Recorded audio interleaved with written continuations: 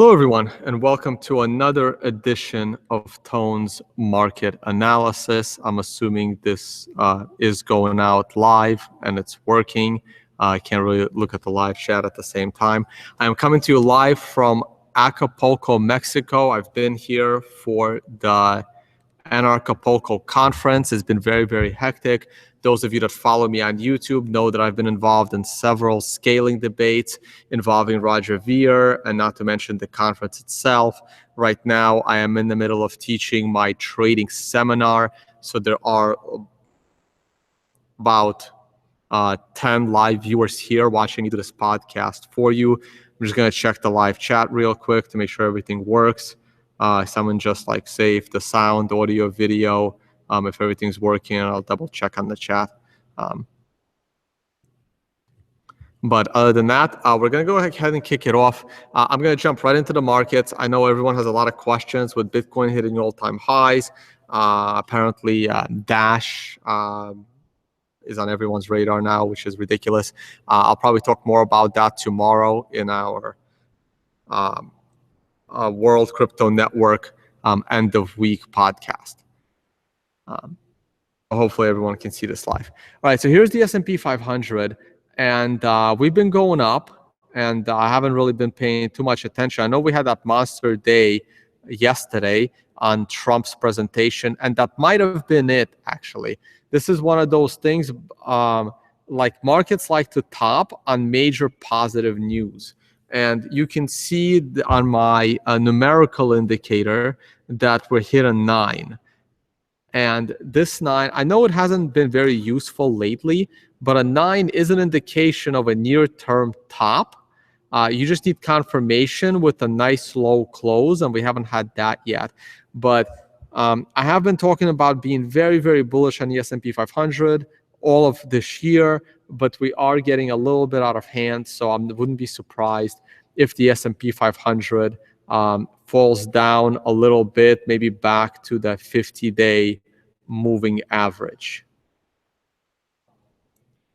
All right, so it looks like everything is going out live well. All right, so I'm actually looking to get to the Bitcoin real quick, and then hopefully you guys will have some questions.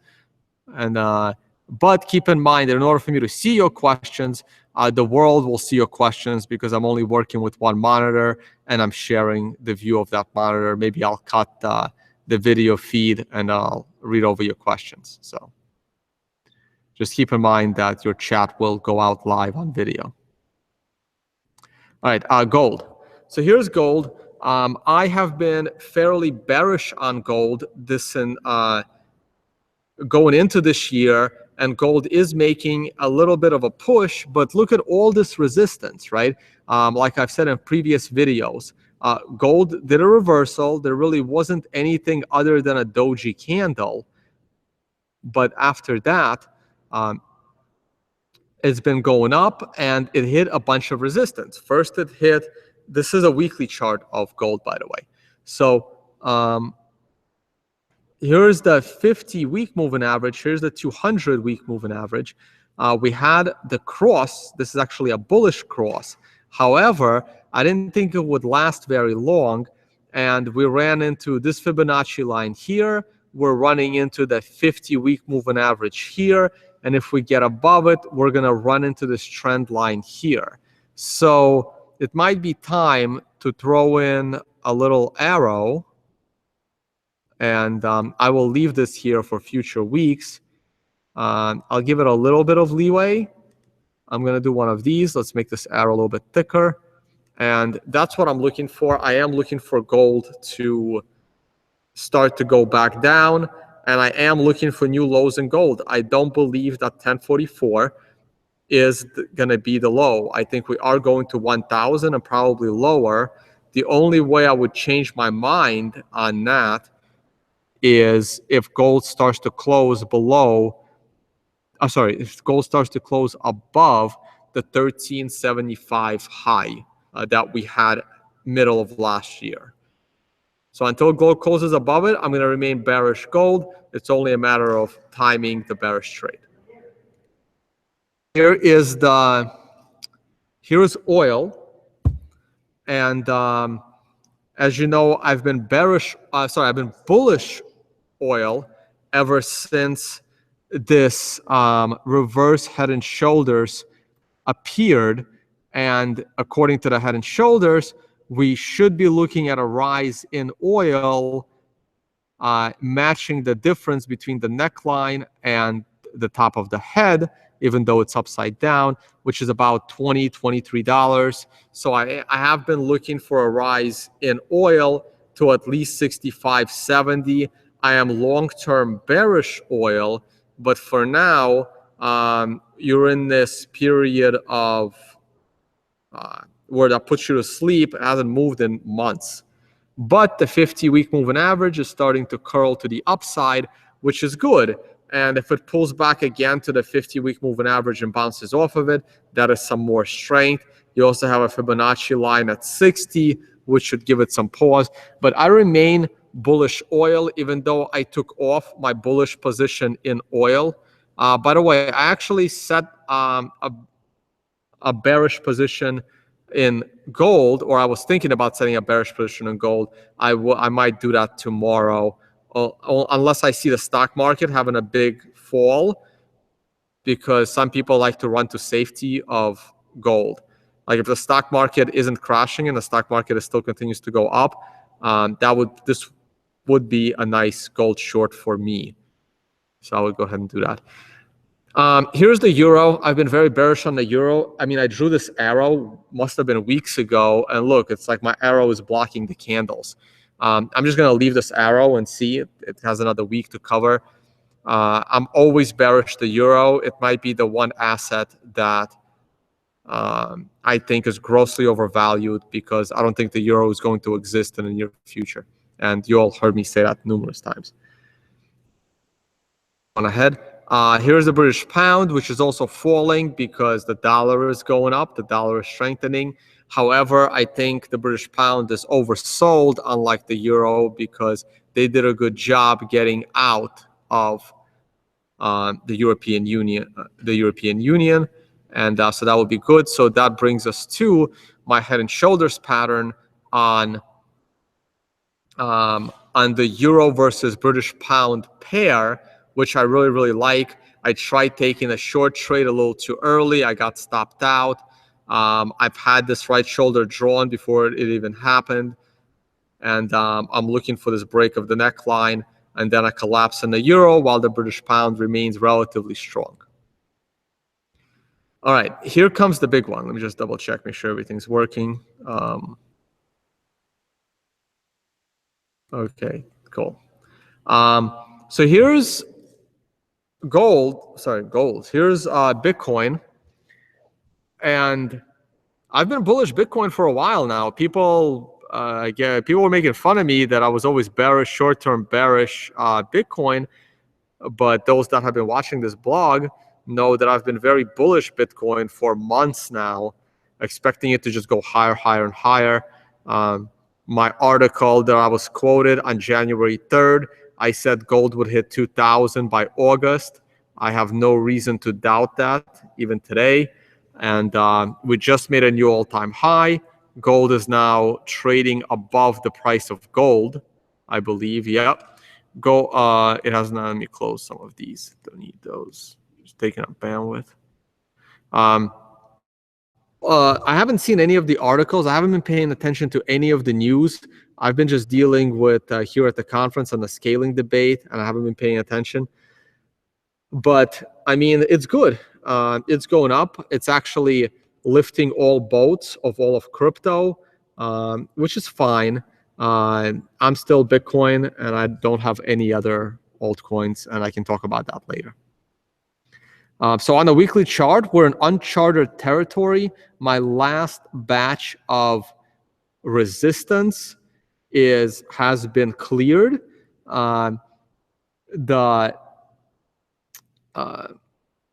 The parity with gold should give it a little bit of a boost. There is nothing. I mean, it's open air. I mean, I'm looking for 2,000. Can it go up and hit this trend line at 5,000 and change? It's possible, but let's not go there yet. I'm looking for 2,000 and then a pullback. And scaling is still an issue. Here is the daily chart, the daily Bitfinex chart. And I've had this channel. God, how long have I had this channel? It's been here forever. It's definitely been here when I was drawing this triangle, because these lines are going into the channel. So I'm pretty sure I've had this channel drawn since late 2015. This channel, I've been talking about this channel for over a year. I may go back and find out exactly when I drew it. My guess is mid to late 2015. And this last green arrow was drawn in Miami. And I got to get back to those guys who thought this was just a complete myth of this channel. And I'm expecting to hit the top of the channel. And the top of the channel is going to be at around 1700. That's really what I'm looking for. We came up short back here. It's not going to be a straight shot, right? I mean, we can bounce around a bit, but as long as we're in the channel, we're fine. Here's the more recent channel. I know I drew, this is the hourly candles, and look how far back we can go. This is hourly candles. We can go all the way back to, I don't even know what month this is. Looks like January, January 15th. And we've been very consistently in this channel. And now we're in February. We fell below the channel for a bit on the scare out of China. I didn't really get too nervous because we immediately came back to it and kind of hung around it. And hit the top of the channel here, hit the bottom of the channel here, and now look. I didn't even see this. I opened this chart today. I've just been so busy. I've been teaching that seminar all day that I've been promoting on this blog. And had I been watching this channel instead, this would have been a good Bitcoin sell point. I mean, look what happened right here. Bitcoin hit 1215, and then we fell to the bottom of the channel at 1133. Now we're back up at the top of the channel at 1183, and now we're pulling back. Can Bitcoin pull all the way back to the bottom of the channel at 1180? Sure, it can. But this would be a good time to sell your profits when we get to the bottom of the channel and you see it reversing. It's a good time to pick your Bitcoin back up. The channel hasn't changed. The channel's been here for weeks on end, if not close to a month now or over a month. So we'll see how long it lasts. And the channel is pretty steep, right? Like if I take this channel, if I extend this channel out to the end of the month, we're looking at 1450, 1500 a Bitcoin if it stays in the channel. So I like it. I've been paying attention to it. Here is my chart of Brave New Coin Liquid Index. And I really like this chart. And in fact, look, we're way ahead of schedule, way ahead of schedule. I was looking for my 2000 by August. I was looking to break out.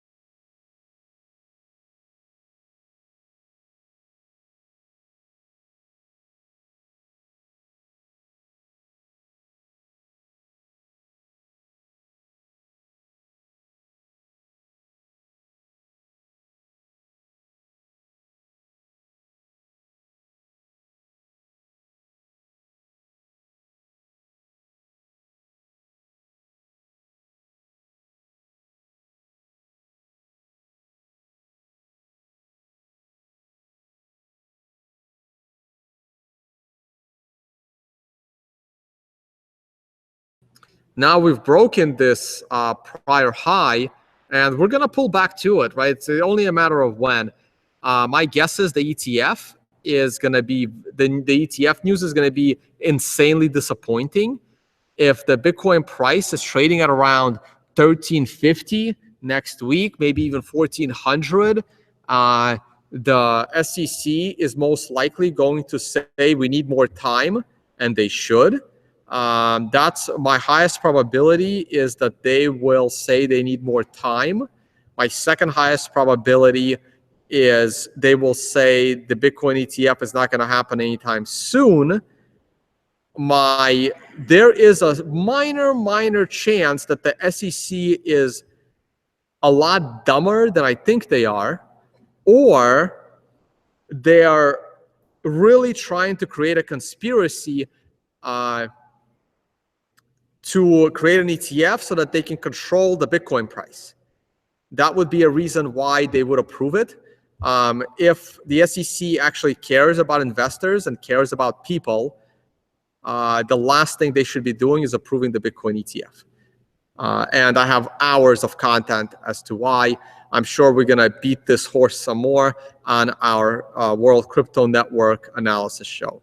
News recap show. All right, I'm going to, do I have any questions from the live audience? Let's start there. On anything I just said, I do have live audience with me doing this podcast on location.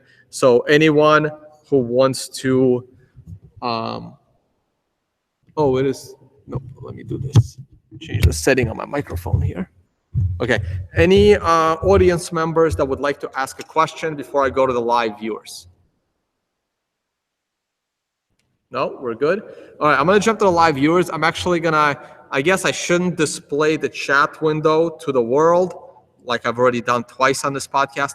Let me cut the video feed and, let me stop. Oh, did I have a share screen?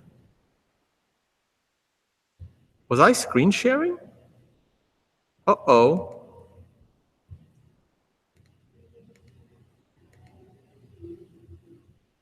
Hey, was I not screen sharing that entire time?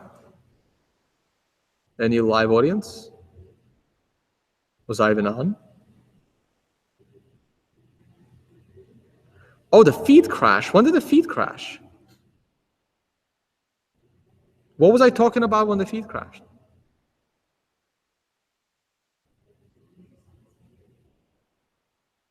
Oh, last 5 minutes. Okay, that's not a big deal.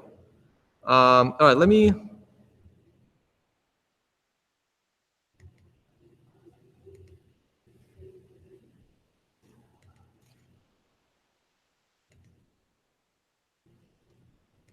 All right, are we back? Can I get confirmation? I'm showing the chat. So like what? If you have something private or your name is private, don't. Oh, the Wi-Fi cut off for a second. That makes sense. I'm in Mexico. All right, so you guys should be looking at yourselves. So should I be repeating Bitcoin? You guys heard everything I had to say. So let me just go through Bitcoin real quick. Yeah, it's unfortunate I can't look at chat and do this. So if last 5 minutes, that means this is my weekly chart of Bitcoin. We're just going up. This is my daily chart of Bitcoin. We are in my channel that I've been talking about for over a year.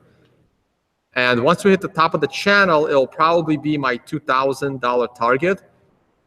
You know, get out of range for a bit, and then there should be a correction. This is my hourly chart, which also has this channel that I've had for like a month, and it's been beautiful. And just sharing, I am. And we hit the top of the channel back in late January. Back in late February.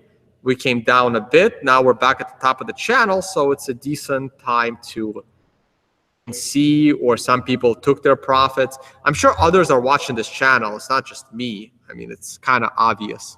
So I'm not surprised. I didn't even notice this, like I said, because, I mean, I've been doing my seminar all day. I haven't been paying attention to what Bitcoin's been doing. I was surprised myself to learn that it hit 1280 earlier today. And I'm not surprised that people took some of their profits over here. And here is the Brave New Coin Liquid Index, which is now higher than I expected it to be at this time. I expected it to have a little more of a struggle breaking the 1175 barrier, but apparently the ETF news is driving it up. Okay, so now I am going to take some questions. I guess I can scroll through the chat. Do I think the OTC market is low on liquidity? And do I think that high net worth private individuals are now buying off the order books? That's a good, no, I don't actually. I don't think that the OTC market is drying up because they charge you one hell of a premium, I would guess. And the OTC market can always buy them from the regular market, right? So I don't see that as being the real reason. I honestly think it's ETF hype. And the scaling debate isn't really factoring in. By the way, I can go on a freaking rant right now about the scaling debate because the frustration that I've been dealing with ever since shooting those debate videos is ridiculous. Let me see if there's any other questions. Yeah, to help me out, you might want to start your question with a capital, with like the word question all in caps.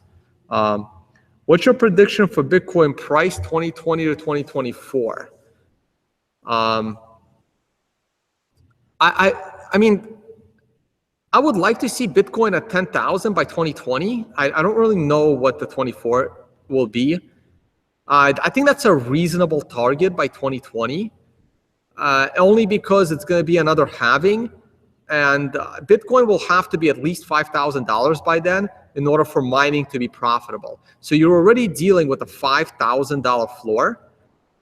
By the way, everything I say goes out the window of Bitcoin Forex, right? And everything else I say implies SegWit. If those things don't happen, then who knows, right? I still think Bitcoin will go up without SegWit, but not as fast, right? Because without SegWit, you can't do microtransactions. Without SegWit, you can't buy that cup of coffee with Bitcoin. Now, I don't care if people buy their cups of coffee with Bitcoin. I couldn't care less. But those interested in the value of Bitcoin going up should be supporting SegWit because it will create scalability in Bitcoin. And that was my argument against Roger Ver. Question: am I expecting China FUD next week? No. I think people have finally come to my position that China isn't that important. And with each China announcement, the volatility is less and less because China isn't causing the volatility. I've said it for years. The volume in China is bullshit. The volume in China never mattered to Bitcoin trading all that much. When you hear FUD from China, it's not the Chinese that are driving the price. It's the non-Chinese speculating on what China is or isn't going to do.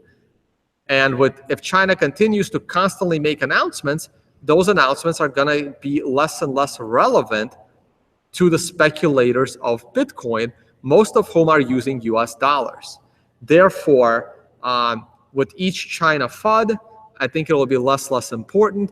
I am still worried that China can easily confiscate Bitcoin from non-Chinese users, and there's nothing anybody can do about it. And this is why you don't want to centralize Bitcoin. Okay, question. Any reason to sell for the ETF announcement? Yeah, absolutely. My view has always been this. Everything is like a what-if scenario, right? Because I don't know what price Bitcoin will be the day before the ETF is announced, right? So therefore, if the price of Bitcoin is kind of dragging into the ETF, people holding Bitcoin will take a chance and see which way the announcement goes. But if the price of Bitcoin is skyrocketing into the ETF because people are dumb and they think the SEC is actually going to allow a Bitcoin ETF, and they drive this price to 1,300, 1,400 next week going into the ETF, I mean, any smart trader will take their profit. They're not, if they're sitting on a monster gain, why would they take a chance that the SEC is going to do the most likely thing they're going to do and say no, or say, we'll think about it 6 more months? So yeah, there's going to be selling, and there's probably, and I even told people here like a week ago, sorry, you guys didn't get to hear it, the move in the ETF right up here up to 12.15, and then it sold off down to like 11.20, 30. I was telling people at this conference, well, those that were pumping the ETF price, the price in anticipation of the ETF, those pumpers, 12.15, 12.30 was probably what they wanted by March 11th, but they got it 2 weeks earlier. So if you got it 2 weeks earlier, you take your profit. But then you realize, holy shit, I got 1 more week to pump this price. And people are going to get on the bandwagon. So I just told somebody else the other day, I'm like, well, they're going to try and pump it again. Why not? Worked once, it'll work twice, right? So I'm expecting this pump. Now, if this pump ends like tomorrow or the next day, but then again, now if I go back to my channel, my hourly channel, right, it looks like the pump might take a bigger break, right? So if we correct, let's say tomorrow down to like 12.20, there will be time for 1 more big pump into the ETF. Everyone's going to be screaming, they're going to approve it, they're going to approve it, they have no choice. I mean, people are really silly. Like somebody the other day, I said, well, why can't they've delayed it for 2-3 years. Why can't they delay it again? And then I don't know who answered this question to me, and they go, no, they can't. They can't delay it. They have to answer this time. I look at this person. Were you just born yesterday? It's the government. They don't have to do anything. Usually they don't do anything. So anyone that thinks they have to do something, that's insane. I mean, even the court doesn't have to do anything, right? They can say, well, we need to think some more before the Supreme Court can think as long as they want. Eventually, they're going to have to make a decision because their caseload will pile up. But they can always say, we need more time to make the right decision. And anyone who thinks they have to say something, that's insane. They probably, I still think their most likely option is they're going to delay it some more. All right, I am going to rant about SegWit versus my debates with Roger in a minute, but let me look at some of your other questions. When do you think Bitcoin will be for ETF? I don't know, when Bitcoin is $50,000 each and governments are accepting Bitcoin the way they accept gold, maybe then there will be an ETF.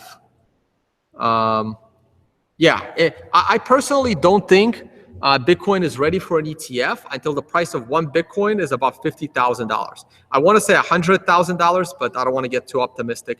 So when Bitcoin is about $50,000, talk to me about an ETF. And even then, I'm going to hate the ETF, and I'm going to tell you why in a second. Here's a question. Roger Ver seems like a guy who's never going to change his mind.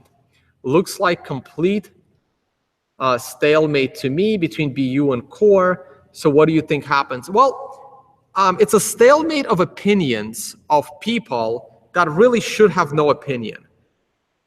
To be honest with you, I shouldn't even have an opinion on core versus SegWit, right? And people are making fun of me that obedience to authority because I outsource the technicals and the technology of Bitcoin to smart programmers, right? I can say that, well, you have 100 experienced doctors that think this. And then you have like 4 new doctors that came out of nowhere that think something else. And you're going to go with the new team. Now, it's possible that the new team is right, but highly unlikely. I would go with the experienced guys. So it doesn't really matter. I mean, nodes matter. Nodes matter. You want to help? You want to support SegWit? Run a node. Get an old computer, get your computer, download the Bitcoin Core client with the latest software, and signal for SegWit as a node. It's not going to cost you anything. It'll use up a little bit of memory in your computer, and that's it. You don't have to be a miner, because here's the thing. Miners are 30% in support of SegWit and like 12% in support of Bitcoin Unlimited. But nodes are over 50% in support of SegWit. Nodes are the users. Once nodes become 70, 80% of support for SegWit, the miners are going to have to do what the users want them to do. Okay? Otherwise, everyone is going to hate those miners. And once Bitmain and Jihan, once they change their mind and they support SegWit, it's over. We're going to SegWit. And the only miner I honestly care about is Bitfury. If Bitfury supports SegWit, then I support SegWit. That's kind of my stance. I'm with Bitfury and I'm with the core team. They've done a good job. Let's see what else we got here. Yeah, it's a really tiresome fight. And so basically, because of my debate with Roger Ver, thousands of people have heard of me for the first time. I glanced at the Reddit comments when my debate with Roger Ver went to Reddit. And you won't believe how many comments say, who the hell is Tone Vays? And these are the people that are screaming for SegWit, and they've never heard of me. Now, I don't want to, I'm not that important. But I've been traveling the world speaking at Bitcoin conferences for 3 years. I've probably spoken at as many Bitcoin conferences in the last 2 years than anyone, including Roger Ver. Okay? So the fact that, I understand some people have a valid case for Bitcoin Unlimited. But when people are screaming for Bitcoin Unlimited, and just yesterday they learned my name, I'm not sure how highly you would want to value that opinion. These people have probably never heard of Peter Todd. They've probably never heard of Gregory Maxwell. They've probably never heard of Peter Will. They've never heard of any of these people. And when Roger says, I've been in Bitcoin for 6 years, and these people showed up and they know Bitcoin more. Well, guess what? Some of the core developers have been in Bitcoin longer than Roger Ver has. The only difference is they either didn't have $100,000+ to buy Bitcoin when it was so speculative, or they didn't want to because they saw it as a science experiment. So when Roger says that these new people just showed up and they control core, that is not true.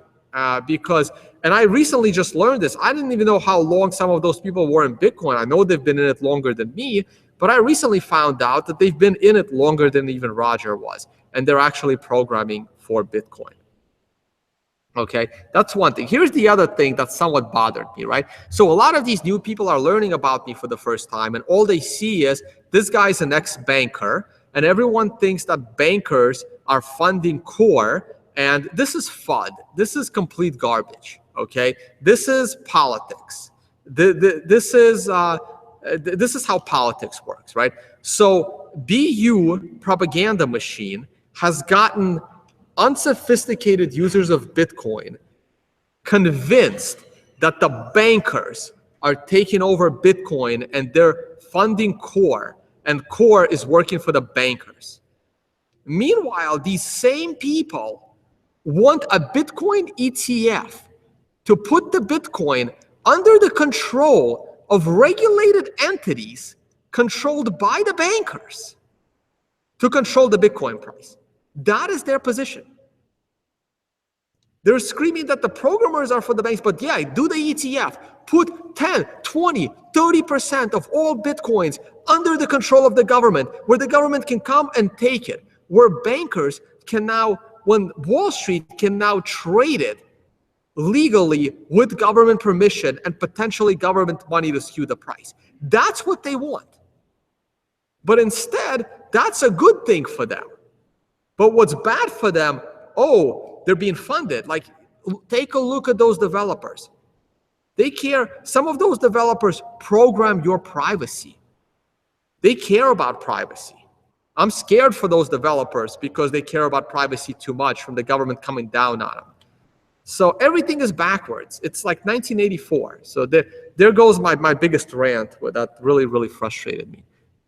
Let me make sure I'm still streaming live. Okay. All right, more questions. Will 700 Bitcoins be enough to retire soon? 700 Bitcoins should be enough to retire now. I'm not sure how you're, I'm not sure how you plan to retire. If you have 700 Bitcoins, and I would retire on that. I wouldn't have to worry about my day trading. You can, if you move to Thailand, you can retire 800 times.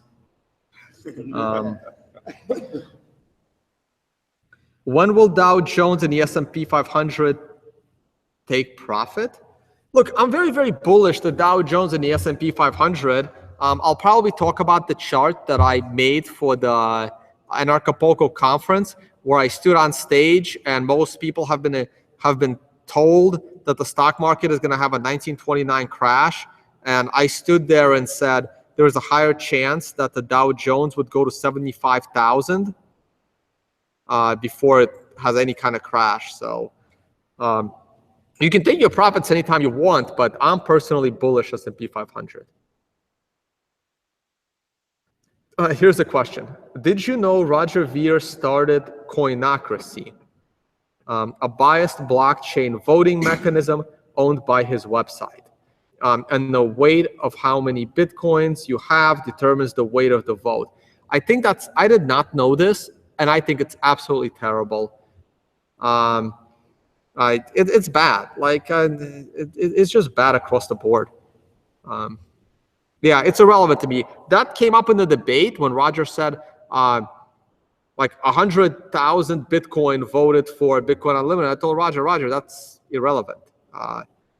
That's really irrelevant. That could be two guys, right? That's really irrelevant. The other point was Roger's position is that he's very invested in Bitcoin, so he knows best. And unfortunately, I wasn't witty enough to come back with, I am just as invested as Roger, because even though I have few Bitcoin and he has a lot of Bitcoin, the percentage of my liquid net worth that is in Bitcoin is probably higher than Roger's. So if Bitcoin goes to zero, I am in a much worse percentage, net worth adjusted than Roger is. So at least I think. I don't know what percentage of liquid net worth he has in Bitcoin, right? If his liquid net worth is 100% in Bitcoin, he has me beat. But other than that, mine is pretty damn high, because I gotta cash out to like pay rent. So my percentage wise, I'm as much as anyone, I think. Do I expect a dump before March 11th? Not a big dump. Remember, transactions are filling up. Until we get SegWit, things are going to be clunky. Trading transaction fees are going up. Transaction fees go up. Price of Bitcoin goes up. So I don't think there'll be a dump before March 11th. I think people are so unrealistically optimistic over the ETF that they're going to take a chance. Now, there could be a dump after March 11th. That I wouldn't be surprised on. I'm not sure what that has to. I'm not sure what the prostitution question has to do with Bitcoin in this context. Not that I know of, but if anyone knows the answer, feel free to answer it. Could the Great Firewall of China? This is probably a good sign for me to stop sharing my monitor. All right, let's do this. Could the Great Firewall of China slow down Bitcoin? Of course it can. Bitcoin Unlimited doesn't believe that it can, but look at the work by Peter Todd. Look at the work by other developers. Look at the work by Bitfury. Of course it will. And the bigger the block, the more it will slow it down. You want to centralize mining? Sure, raise the block size. It's not safe to do it, guys, on all levels. I mean, I understand their point, but it's just not safe. What are the chances of the ETC announcing ahead of the deadline to knock speculators by surprise? 0. SEC is not vindictive. And, well, they're vindictive retroactively. They're not vindictive proactively. It makes absolutely no sense. The SEC also couldn't care less about Bitcoin speculation. They wouldn't announce early. If anything, they'll announce late.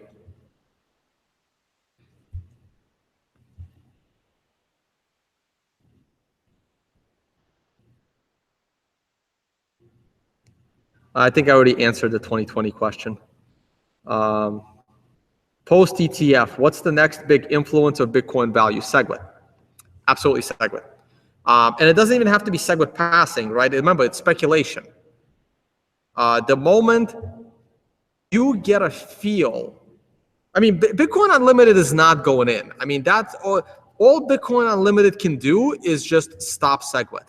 Are those the latest numbers, by the way? SegWit 26% and BU 18.8%.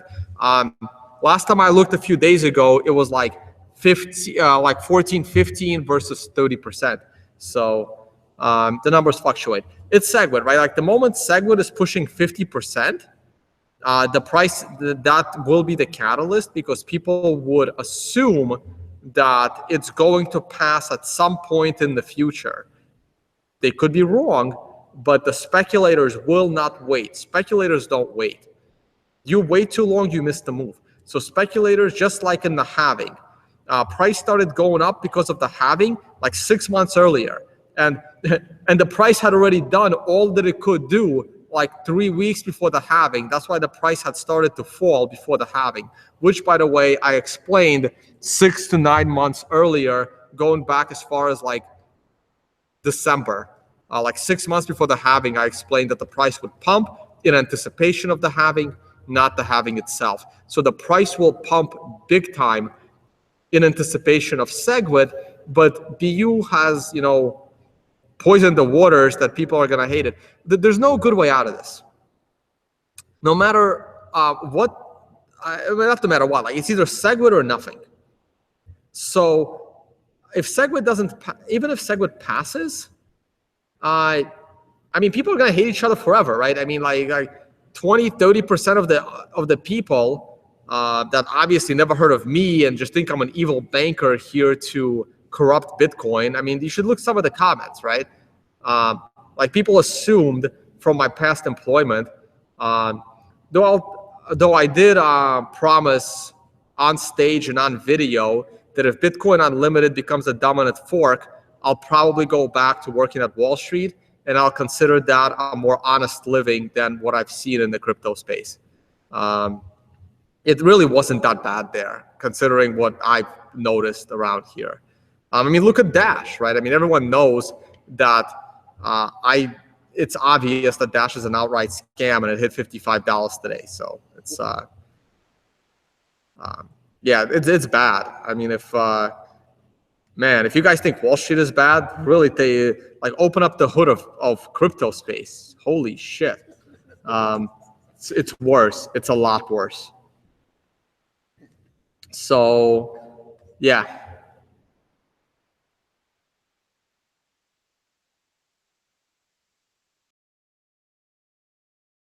We will soon start dealing with in the Bitcoin denomination soon. Large numbers already push people away. Not this soon. I'd say when we know for a fact, like I know for a fact Bitcoin isn't going back to $100 unless Bitcoin is fundamentally broken. When we know for a fact Bitcoin isn't going below $1,000 unless it's fundamentally broken, I think that's when we can start talking about micro Bitcoins, right? You don't want to talk about micro Bitcoins if the price of Bitcoin will go below $1,000 and it would still feel normal. Like if Bitcoin falls to like 900 tomorrow, I would see it as a great buying opportunity. But if Bitcoin fell to $100 tomorrow, I would probably be out of the space. I would not see that at this point. I would not see that as a good buying opportunity. I would think that something fundamentally wrong has happened. And most likely something fundamentally wrong did happen in order for the price to fall down to 100 at this point in time. And a hard fork will probably do that, right? So if Bitcoin hard forks into 2 Bitcoins and it doesn't get resolved immediately, I would probably give up, because then then I failed. If Bitcoin hard forks, my 3 years of content creation and providing analysis and providing opinions, I would consider myself as a failure, and I have no reason to. I'll still do videos. I just won't care about Bitcoin at that point. I'll talk about, stocks, gold, oil, and I'll lose my Bitcoin audience, but I'll slowly gain an audience in the traditional space. And if I would, and imagine, this is what I've done with Bitcoin the last 3 years. I can do that if I only focus on gold, if I only focus on like gold, oil, and the stock market. I'd build a whole new audience. Like I would pretty much, I would consider I tried, but if Bitcoin hard forks into 2, I would consider, I would consider this work being a failure. So why am I gonna start all over again? I don't think large numbers push people away. Eventually stocks split. It's pushing $700, so they split, right? And Netflix was pushing $700, so it split. Like eventually you split. So Bitcoin will go to micropayments, but not at this level, not yet. Maybe when when the price is 2,000 to 3,000, it will happen. And it's a slow transition. Like I don't want to go to micropayments yet. So micro units yet. But we probably will. It's a good question, though. It's definitely something to think about. Yeah, Patrick, nice comment. Run a SegWit node. Exactly. I'm actually going to do that when I come home. I haven't been running a node because, as you know, I'm streaming and I'm already having, like, my computer is already short on memory. But I need to signal for SegWit. I just have to. If I'm going to preach it, I need to do it. So I'll figure out the moment I get home from Mexico. I'm gonna run on my full node again.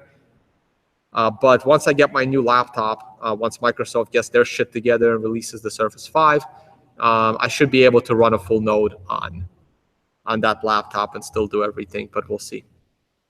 Yeah, I actually texted Chris Ellis the other day asking him to build me a Raspberry Pi full node. He does that.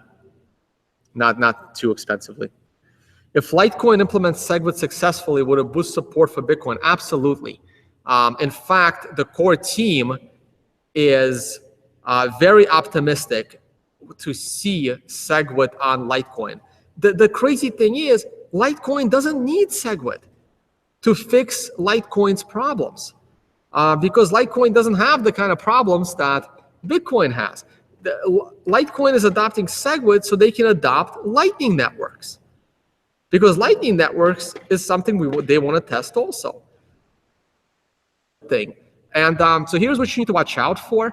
Bitcoin Unlimited supporters are against SegWit so much that it's very possible, if not likely, they will also try to bribe miners in Litecoin to prevent SegWit support for Litecoin, just because they don't want the scenario of it positively affecting SegWit for Bitcoin. So the moment anyone sees evidence of, oh wow, I got 140 viewers. My God, that's got to be a record. Wow, thanks guys. The moment anyone sees any evidence of Bitcoin supporters going after Litecoin, Bitcoin Unlimited supporters going after Litecoin for adopting SegWit, please call that out, tweet that out, let me know, email me, because that's really Bush League right there. That would be really Bush League. Some people lost audio, but looks fine. Can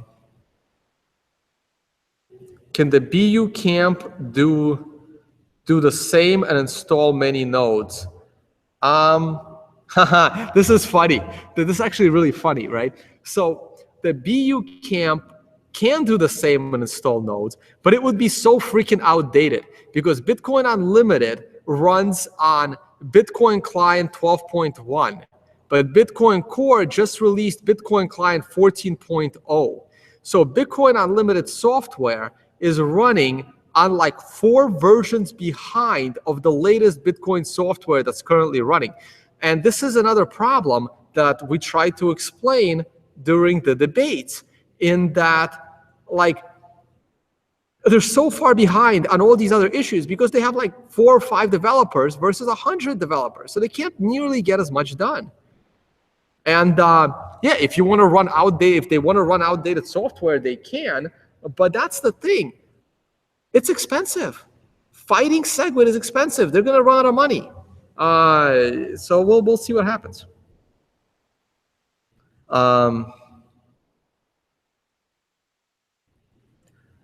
Yeah, no, I agree with that, right? Like my opinion shouldn't matter all that much. Like more technical people's opinion should matter a lot more than my opinion.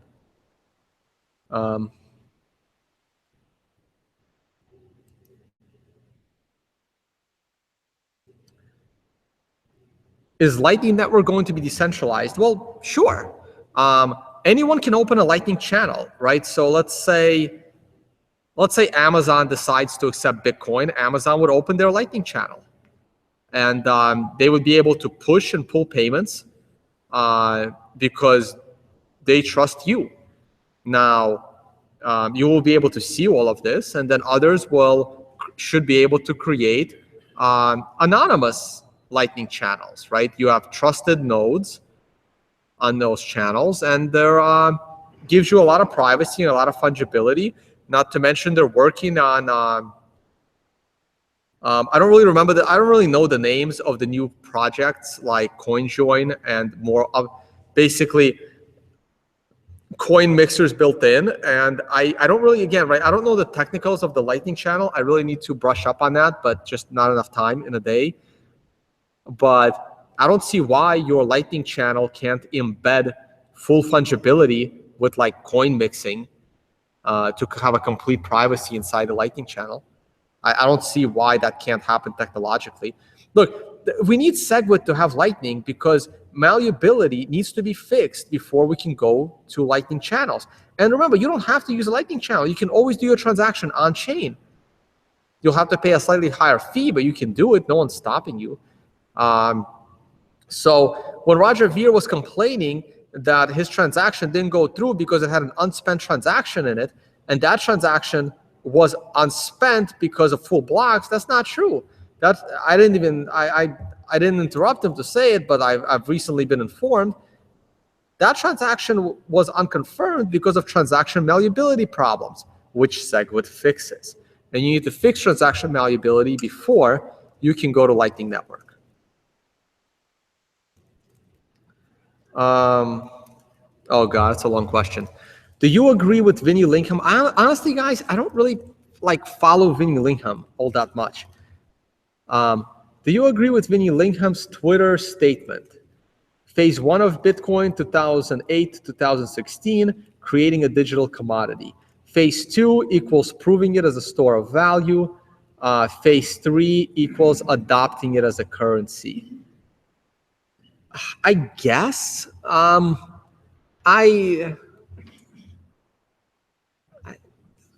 mean, I don't know what to disagree with, right? I mean, fine. I agree with. I wouldn't have said it that way, but I mean, I don't have anything to argue with that statement. It seems logical. It seems reasonable. I mean, he didn't give a date on the other two. Sure, why not? I agree with him. I just have nothing to complain about. It seems like a logical statement.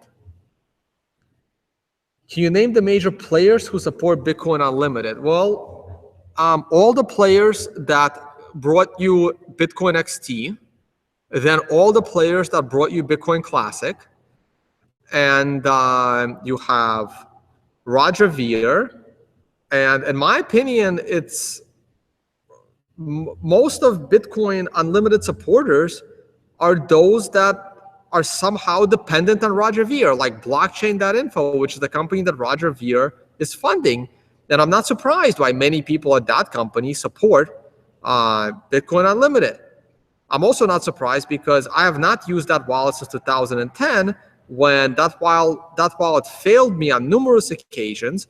And on one of those occasions, it almost cost me an entire Bitcoin, but thank God the other person was honest and gave it back to me.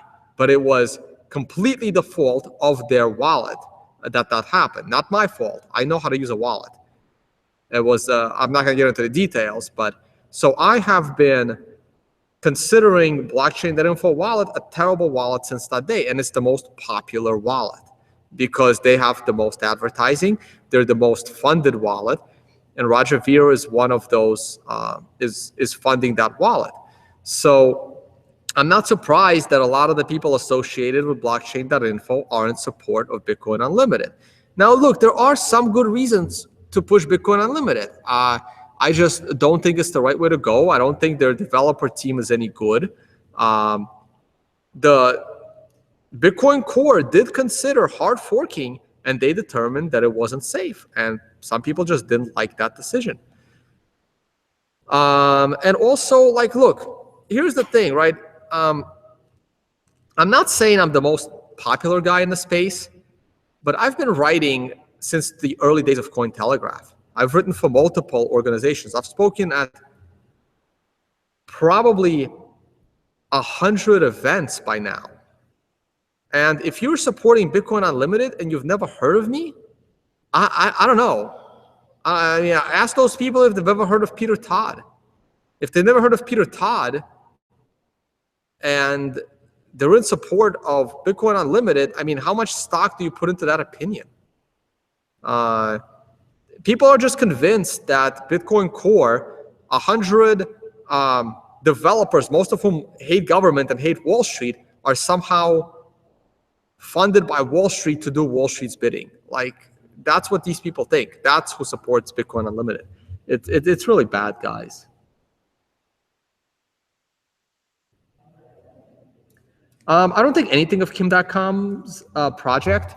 I said this like 8 months ago when everyone went crazy that Kim.com was doing something with Bitcoin. And I said, well, how about we see what it is first before we say anything? And I still haven't seen what it is. So I have, I like the fact that he follows me on Twitter now, but because we were quoted in the same article. But I mean, there's nothing to think, right? I mean, he has to release something. And I don't think he's going to release anything until Segwit and Lightning Network come around. So there you go. What would be the good price point to buy Bitcoin post March 11th? It looks like a bubble now, and can it crash to 800 to 900? We kind of talked about this on the previous charts. I'm a little tired. It's not all in my head. Well, if you look at this chart and you see my red and green arrows, there's no arrows here pointing below 1,000. Tell you the truth, guys, if Bitcoin falls below 1,000 at this point, I am going to be very surprised. So even on terrible news from the SEC, if it gets back down to 1,000, I personally would consider that a good buying opportunity. But again, everything depends on kind of on Segwit, right? Like if Bitcoin Unlimited actually starts to get some, I'll put it this way: if Bitcoin Unlimited happens, I'm pretty certain Bitcoin will fork because I'm going to stay on the old chain. And I know I'm not going to be the only one. There'll be others. So I don't see it. I really don't see Bitcoin falling back to 800 to 900. It's unless I see something in the charts to tell me otherwise.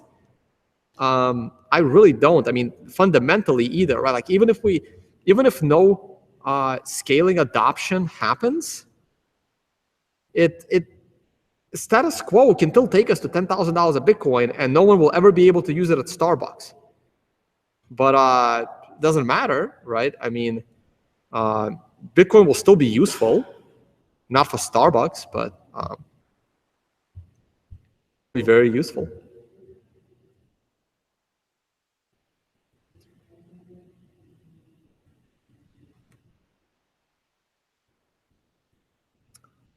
Percentage of ETF passing. I really want to say 5%, but I'll maybe 10%. I'll be generous. I give it a 10% chance that the ETF is approved, and I'll be sitting here telling you how wrong I was, right? I mean, what else can I say? 10% chance. I honestly, it's more like 5, but I'm saying 10. Berkshire Hathaway is $250,000 a share. Yeah, but there's A shares and B shares. It's not that easy. You can buy Berkshire Hathaway. I think B shares significantly cheaper.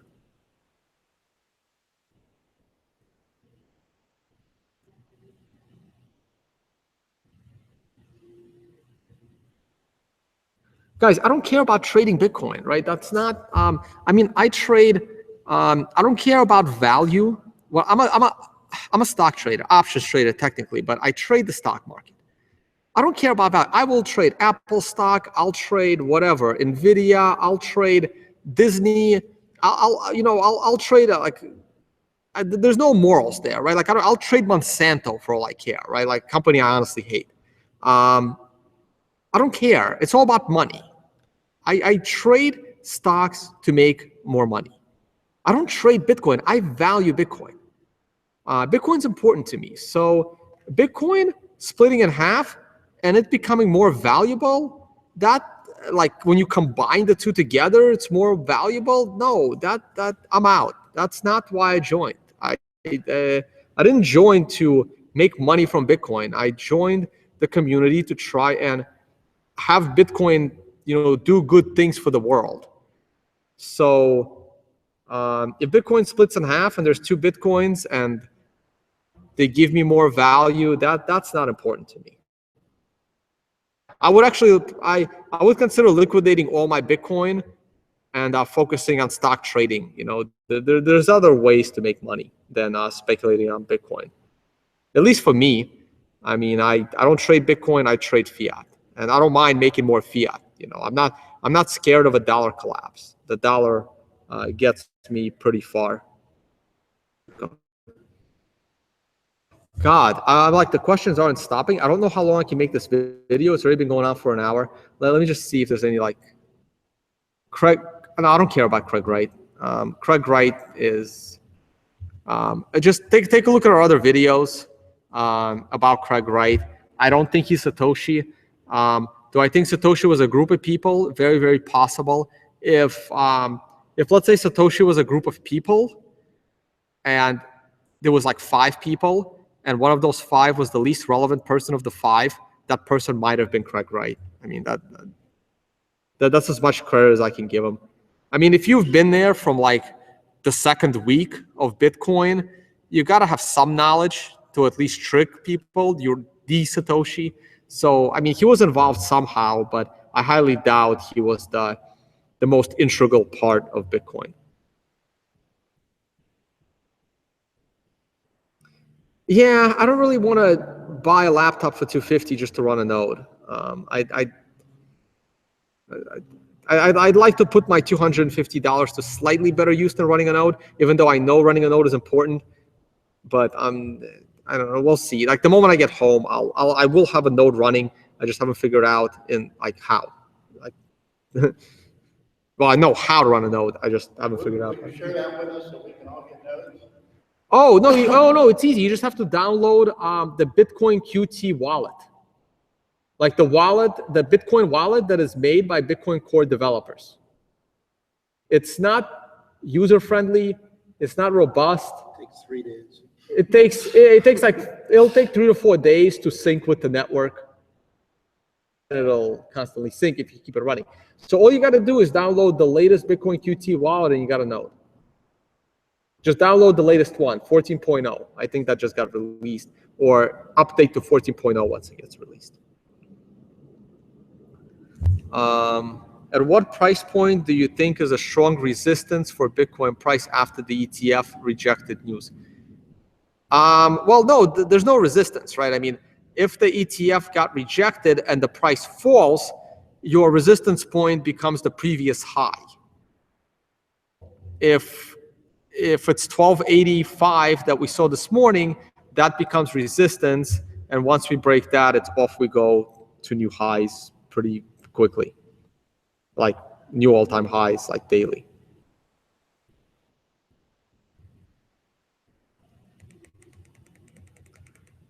Can we fall back to 915? Yeah, I guess, but we kind of already did, right? Like we already fell down to like 940. It's possible we fall to 915. There is support there, but honestly, I really think we should be staying above 1,000 going forward. I would see 1,000 as a decent buying opportunity for myself.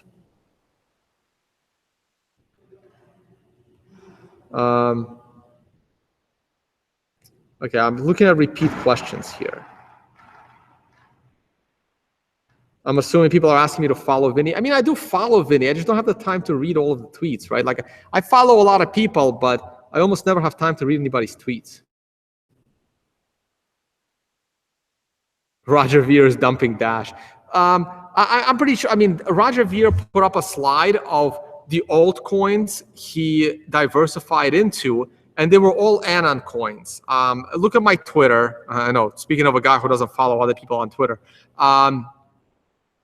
If you look at my Twitter, I sent out a tweet with a picture of what altcoins Roger bought. And he didn't buy much, though, I mean, he bought a lot, but it was only 1% of his Bitcoin holdings, which is a lot for me and most of you. But for him, it was just 1%, reasonable. And that has turned into 2% with the Dash pump to $50+. That's probably now up to 3% of his holdings. And is he dumping it? I don't know. Maybe is Dash falling? Let's see what Dash looks like. 43. It's not falling that much. I mean, when it goes back to 20, and it will, then it'll fall. Ethereum's back to 20. Ethereum back to 20 probably bothers me more than Dash at 40. Yeah. Wait, where's Steemit? What happened to Steemit? 16. Oh man, why is it still in the top 25? Anyway, that one's going to 0. What else we got?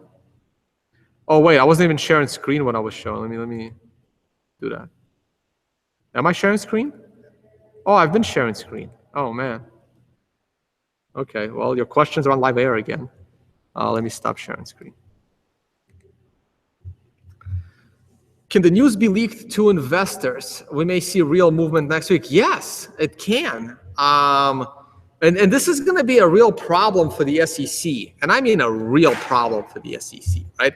If the SEC gets into the Bitcoin regulation game, people at the SEC, I mean, look what happened in the Silk Road case.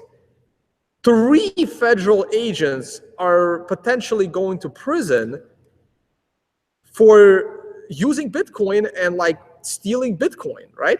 It's really hard. I mean, you're working in the government to begin with, so you're, you don't have a problem stealing other people's money if you're going to work for the government, right? So if you don't have a problem with that, then of course you will trade Bitcoin on insider information, right? So I wouldn't be surprised.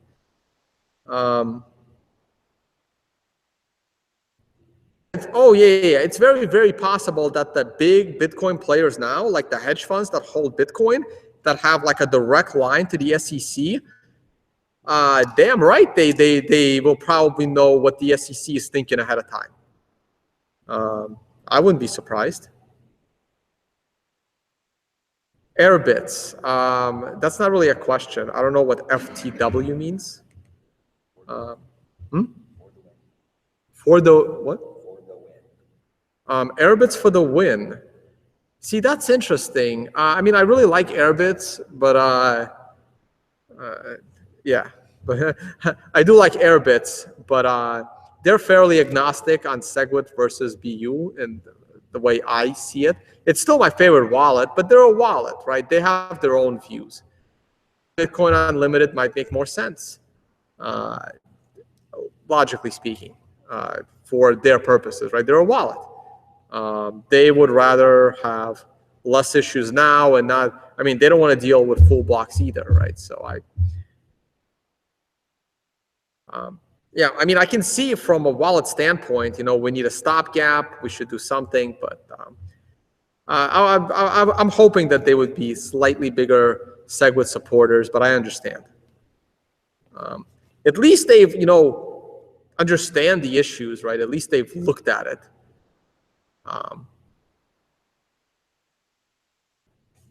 I'm up to 155 viewers, so that's thank you guys. Thank you for tuning in. Oh, by the way, since I have so many viewers right now, I might be moving some of this content over to Exotica. I was streaming the debates on Exotica, and I actually made some tips. And I'm now spending an hour and 50 minutes on this, so it would be like nice to get some tips. And there's only so much free time I can devote. So I might be moving this over to Exotica just so I can make a few bucks in tips, because I know it's so much more user friendly. And then the video would go up to my YouTube, like, I don't know, a little bit later, like on a delay. So those that can watch it live have a slight advantage in the time to watch it live, and hopefully they will throw in a tip or two for the advantage. That would be nice.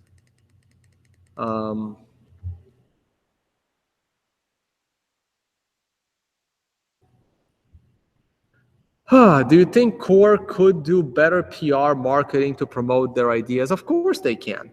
Combat the BU conspiracy theorists. Why don't they? Or do you think that's irrelevant? Okay, so here's the problem with that, right? So Bitcoin. So this is the double-edged sword, right? Blockstream, for example, Blockstream is one of several companies that are programming Bitcoin Core. So Bitcoin Core is a group of developers, and some of them are just independent guys. Some of them are just contributors, and some of them get paid full time by companies like Blockstream, and there's one in New York, and there's a couple others. I'm sorry, I don't remember all their names. And Blockstream got funding, right? So, and everyone is mad that they got funding. I don't even know who they got funding from, but the rumor has it, and I don't even know if the rumor is true, that some of that funding came from the banking industry. Maybe. I don't know. I haven't looked. I mean, this is on record, right? I just haven't looked at it, right? So I'm assuming that the rumor is true, and some of that funding came from the banking industry. Hey, very smart developers like Gregory Maxwell, like Peter Will, a few of the other guys. I mean, I can start like Luke Dash Jr. Also guys like Johnny who did the debate. Also other people. They're also a company, so they have to run. They have to have somebody. They have to pay someone to do accounting. They have to pay They have to pay for rent in the office so they can do work. These are all expenses. The good developers, they're not cheap. Somebody like Gregory Maxwell can probably go and find a job for like $300,000 or $400,000 a year in the banking industry if he wanted to. But instead, he's programming for Bitcoin, probably at 25% of the salary that he's actually worth. People are already giving him shit for taking money from banks, let's say, for example. Now you want them to spend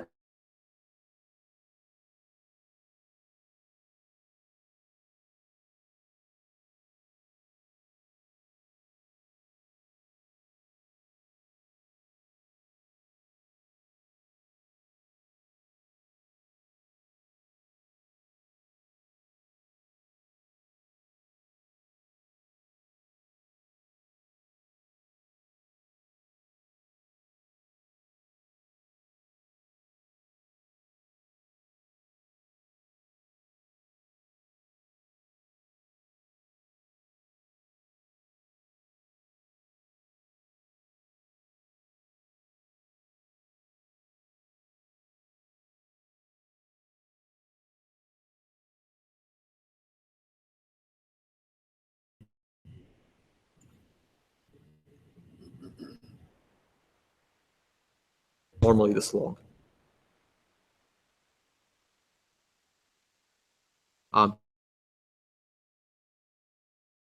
So what I was saying is 98 to 99% of the Bitcoin world just is what I see that I'm just a second that I'm money sharing.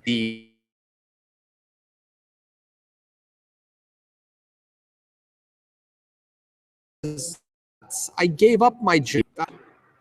So I know these people better than the average person. These people, I know they hired the. I say that not because I've met these people and I've spoken to them, I trust these people. Now you can say, it's obedience to authority. Like if my best friend is the best doctor I know, I'm going to trust his opinion on something. And if he says you should go to another doctor and get a second opinion, that's what I would do. Sign my view on it in that, yeah, it would be nice to even have like JD debate Roger again, bring somebody else from Blockstream that knows the details 5 times better than programmer.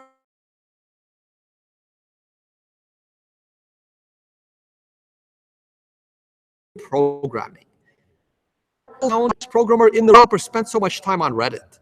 Okay, the code should speak for itself, and if you can't read the code, then you shouldn't have an opinion. And I can't read the code, but I clearly stated that opinion to people that can read the code. Read the code, generally agree that SegWit is good code. Sometimes it really is that simple. And if you're only reading one side of the debate, you can't just say that, oh, core is corrupted by the bankers. And now, I mean that's what it's come down to, guys.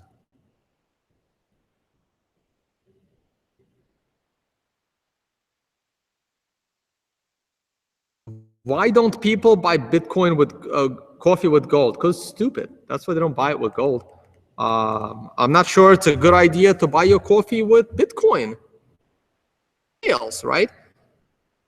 With Bitcoin, and you didn't inform the IRS of that $3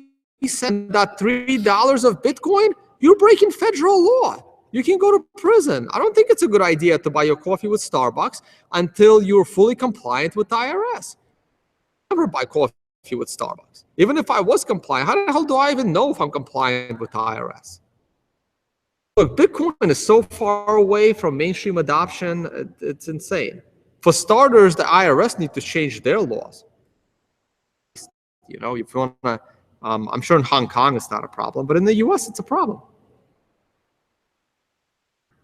BitMEX has prediction market on ETF passing hovers around 50%. It's like the Trump thing all over again, right?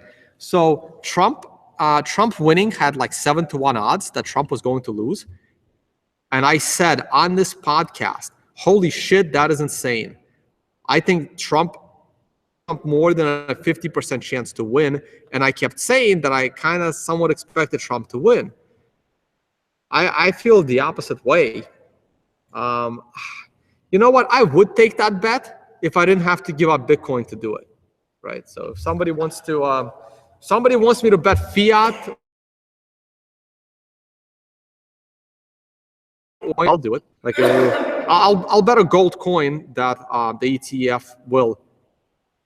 Well, that's the thing, right? I need ETF passing. Oh, I'll take that bet because is there a timeline, right? Because what if the SEC says the decision, is that a tie or is that a win for the ETF? Then it's not as clean. If the SEC delays the decision and those that said no ETF win the bet, that'd be I wouldn't Look, my Bitcoin is not leaving my cold storage. I don't care how good odds are. Somebody money that I'll Bitcoin if that's the most convenient way for me to pay them.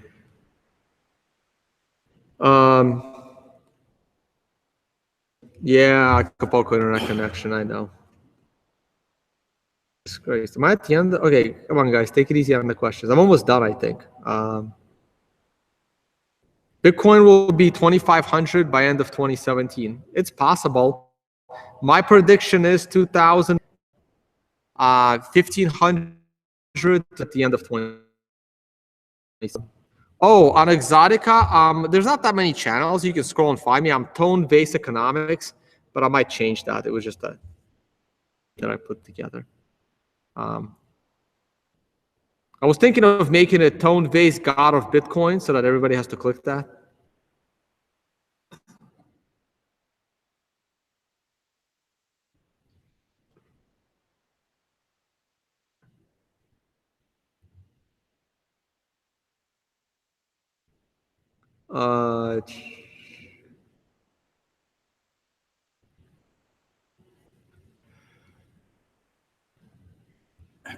All right, thanks, guys. There should be a video of my presentation here in Acapulco. It wasn't a Bitcoin presentation, but I talked about the Bitcoin a little bit. Other than that, I'll try and do that presentation again. If it's not posted, maybe I'll just do that presentation on my own time, record it, like I talked about the markets. On that note, this podcast has been 1 hour, 25 minutes. There are a lot of hungry people here in the room, including myself. I'm signing off from Acapulco. I believe I'm coming home on Tuesday. What's today? Thursday. Today's Thursday. I will, if I have good internet, I will try and do another one of these videos over the weekend. I'm very glad I got up to like 150 viewers. Now I'm down to 100. That's perfectly fine.